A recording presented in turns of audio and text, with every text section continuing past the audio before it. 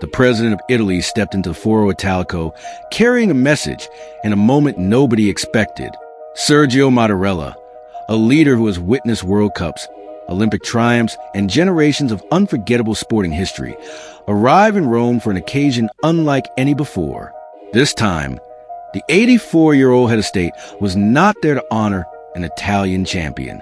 He was there for Alex Eala, the young Filipina star, still recovering from the ankle injury that abruptly ended her remarkable tournament run, sat quietly inside the royal box as the atmosphere inside the Foro Italico shifted.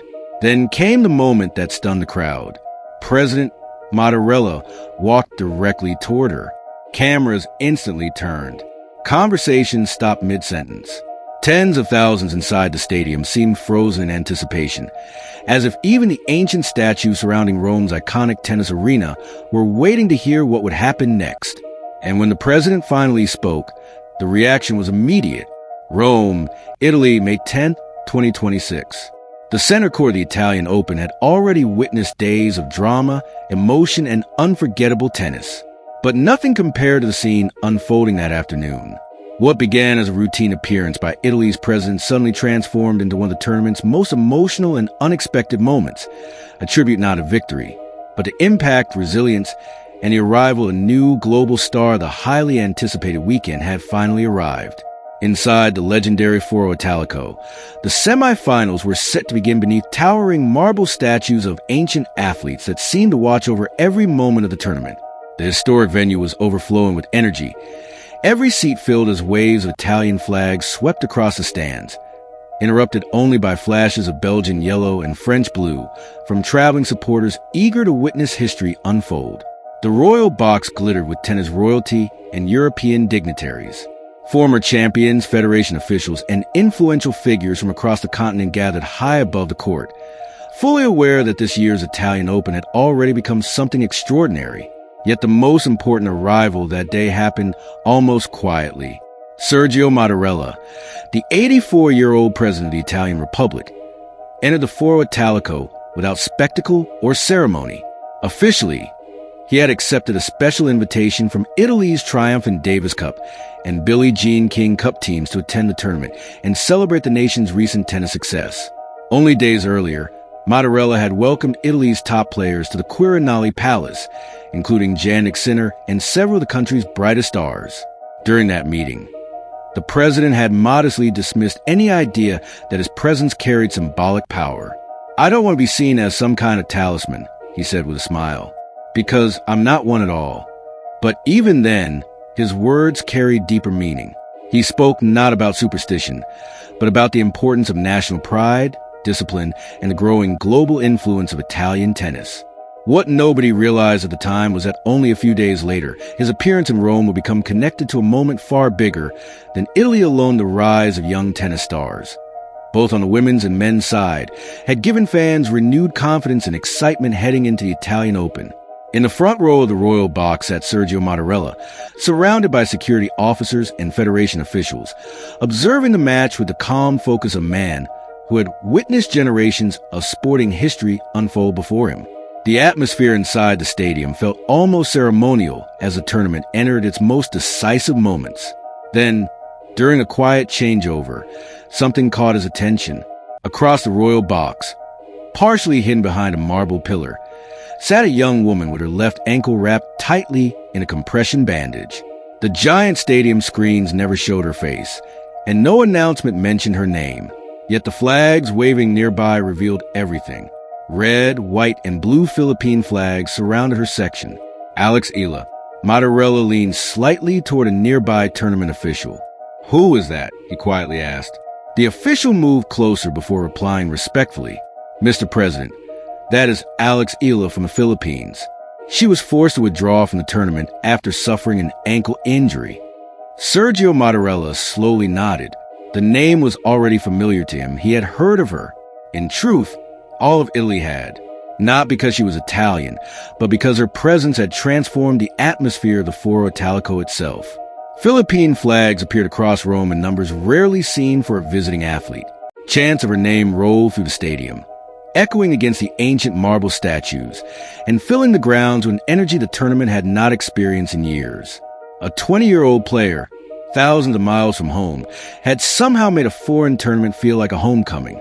"I would like to meet her," the president said quietly. Then, without another word, the president of Italy slowly rose from his seat. An immediate silence settled across the royal box as nearby officials noticed a movement. At first, it seemed subtle, almost insignificant. But in that setting, every gesture carried meaning. Mattarella did not announce his intentions. He did not wait for ceremony or protocol to organize a moment. Yet something shifted instantly. Attention throughout the royal box turned toward him. Alex Eala had no idea he was approaching. Members of the presidential security detail immediately straightened with alert focus. Tournament officials exchanged uncertain glances. On the broadcast feed, cameras that had been tracking the rally on court suddenly tilted upward toward the royal box. Sergio Mattarella was walking directly toward Alex Eala. He had already begun moving. Step by step, Sergio Mattarella walked past the VIP seating area, past Federation officials, and beyond the bronze bus of Italian sporting legends lining the royal box corridor. Calmly and without hesitation, he made his way toward the quieter back section, where a young woman sat partially concealed behind a marble pillar, her left ankle wrapped in a compression bandage. Alex Eala looked up. The moment she realized who was approaching, her eyes widened in disbelief. Around the stadium, the scattered Philippine flags carried by fans who had followed her journey through victories and heartbreak seemed to lift with new energy, as though the crowd itself sensed that something extraordinary was unfolding. Then the chants began again, softly at first. "Alex, Alex, Alex." But within seconds, the sound grew louder, rolling to the Foro Italico like a wave echoing against stone and marble. Mattarella stopped directly in front of her and extended his hand. "Signorina Eala," he said warmly, "it is an honor to meet you." Still trying to process the moment, Alex slowly reached forward and shook his hand. "The honor is mine, Signor Presidente," she replied quietly.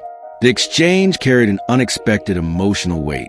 Even the commentators seemed momentarily lost for words as a rare silence settled over the broadcast. The match on court continued in the background, but almost nobody was watching anymore. Attention had completely shifted away from the baseline and toward a moment that felt larger than sport itself for many Italians. The moment carried a deeper emotional resonance. Figures such as Pope Francis had often spoken warmly about the faith, resilience, and spirit of Filipino communities during pastoral visits around the world. But here in Rome, inside one of Italy's most historic sporting venues, it was the president of Italy himself standing face to face with the nation's rising tennis star. And for a brief moment, the tournament, the crowd, and even the city itself seemed to pause around them. "I have been watching you," Sergio Mattarella said calmly. "Not only today, but throughout this tournament. The way your people show up for you, it is remarkable. It is moving." He paused briefly, his expression steady and sincere. "Italy is proud to have hosted you, and we hope you will return." The significance of the moment was impossible to ignore. The president of Italy had crossed the royal box, stepped away from protocol, and personally greeted Alex Eala before the eyes of the entire stadium. In doing so, he acknowledged not only her talent, but the emotional wave she and her supporters had brought into the Foro Italico. Then, without warning, the atmosphere shifted again. There was no prepared statement, no visible discussion with advisors, no ceremony planned in advance. Only the measured voice of the Italian president speaking clearly in front of cameras broadcasting live across the tournament. The Italian Republic recognizes exceptional contributions to sport, to culture, and to the bridge between nations, he said. It is rare for a single athlete to represent all three. He turned slightly toward the broadcast cameras. The stadium, still humming with distant crowd noise, suddenly felt frozen in silence. Even the commentators stopped speaking. "The tennis match continues," he added calmly. "But today, something more important is being recognized." Then he continued, his voice steady and unmistakably firm. "Alex Eala has brought something extraordinary to Rome this week. Not only through her tennis, which has been exceptional, but through her spirit, her resilience, the way her people have stood beside her, and the way she has stood beside them." A pause followed, the kind of pause that seems to stretch time itself. "Therefore," he said at last, I am pleased to announce that Alex Eala will receive the Order of the Star of Italy, the highest honor the Italian Republic can bestow upon a foreign national." The stadium gasped. The announcement did not land like a routine ceremonial honor. It felt far bigger than that, something the Foro Italico had never witnessed in the context of a tennis tournament. Alex stood motionless, visibly struggling to process what she had just heard. The Order of the Star of Italy is not awarded lightly. It is reserved for individuals who strengthen friendship, goodwill, and cultural connection with Italy on an international level.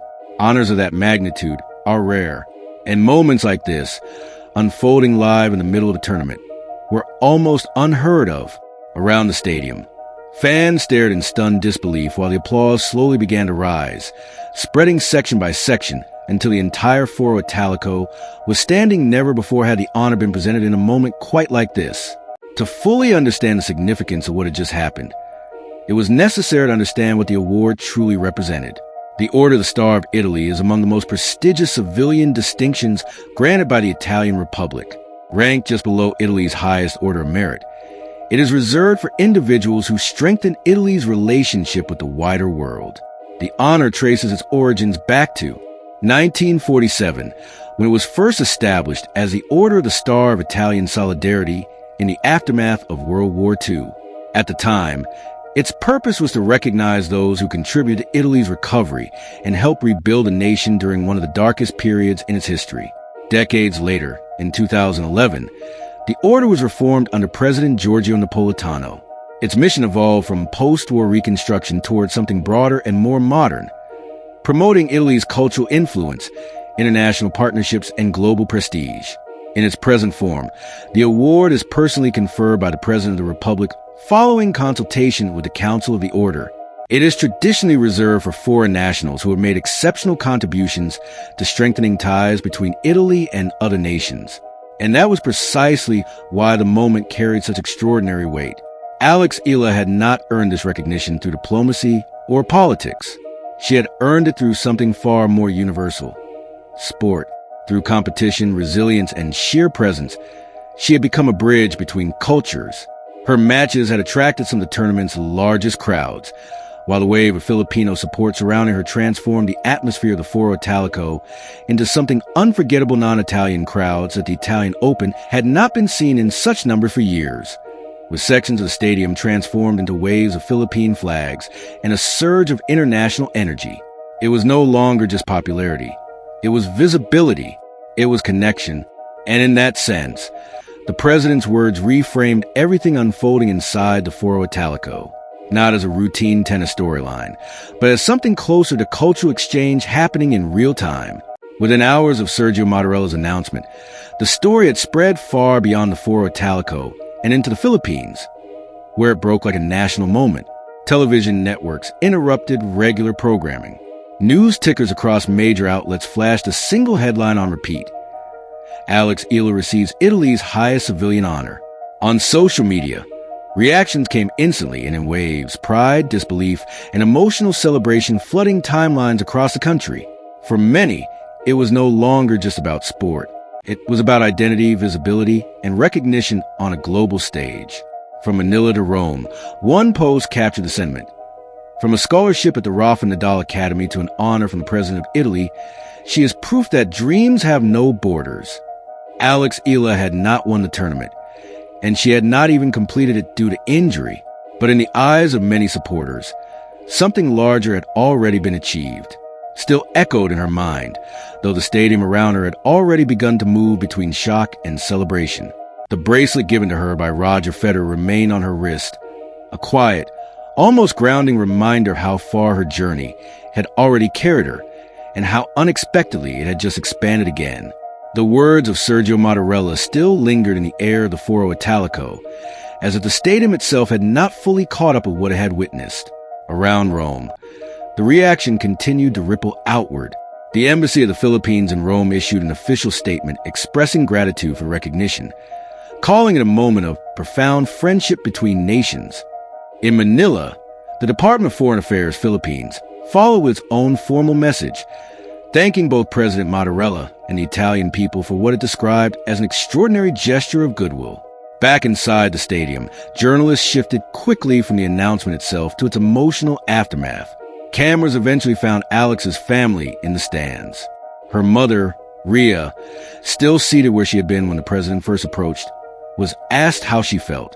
She hesitated for a long moment, still visibly overwhelmed.